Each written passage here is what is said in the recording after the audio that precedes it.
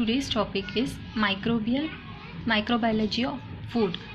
In that, microbial flora of fresh food that includes fruits and vegetables, microorganisms of plant food products. In that, we are going to study about fruit and vegetables. Fruit and vegetables are generally contaminated by bacteria, including species of Bacillus, Enterobacter, Lactobacillus, Pseudomonas, Sarcina, Staphylococcus, Streptococcus, etc. Various molds and yeast also inhabit the fruits and vegetables. Fruits and vegetables get rotten as a result of the microbial degradation of pectin, which is the substance responsible for maintaining the firmness and texture of fruit and vegetables. Microbes produce pectin esterase and a polygalacturonase enzyme that hydrolyze pectin, resulting in the formation of rods in fruits and vegetables.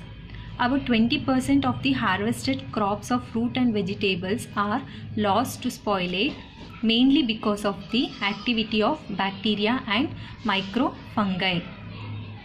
Contamination through injection. The contaminations occurs in fruit and vegetables through the injection. That is, fruit and vegetables are normally susceptible to bacteria, fungal and viral infections. These infections invade the fruit and vegetable tissue during various stages of their development and result in the subsequent spoilage. And next, contamination through post-harvest handling. Contamination through post-harvest handling. Usually, mechanical handling of fruit and vegetables during post-harvest period produces break in them, which invite microbial invasion.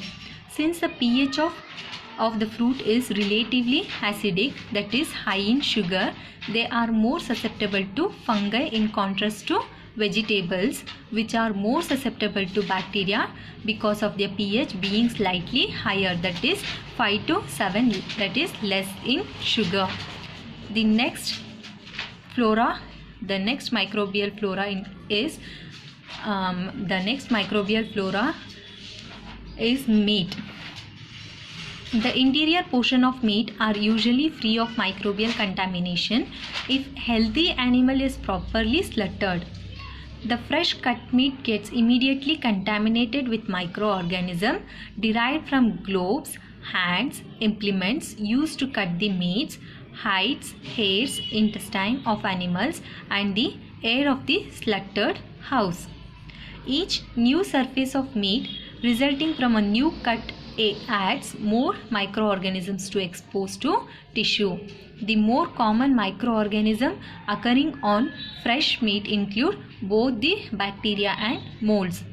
Bacteria such as species of Bacillus, Clostridium, Escherichia, Pseudomonas, Lactobacillus, Micrococcus, Streptococcus, Sarcina, etc. Salmonella occurs most commonly.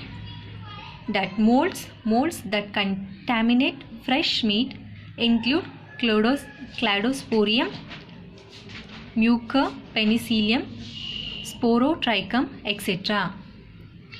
Yeast are less common in occurrence.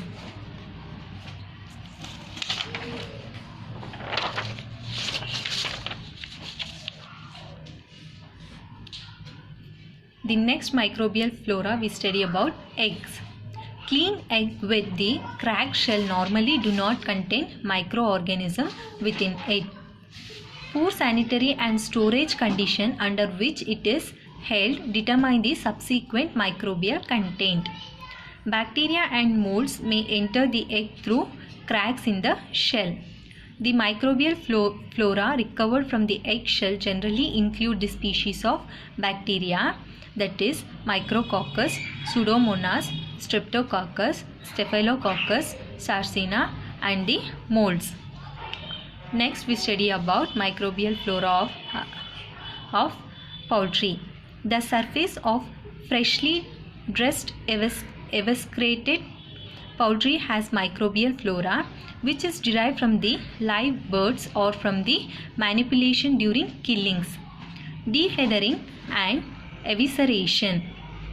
Species of Bacillus, Enterobacter, Escherichia, Proteus, Pseudomonas, Salmonella and Staphylococcus constitute the major microbial flora on the skin of the freshly dressed eviscerated poultry.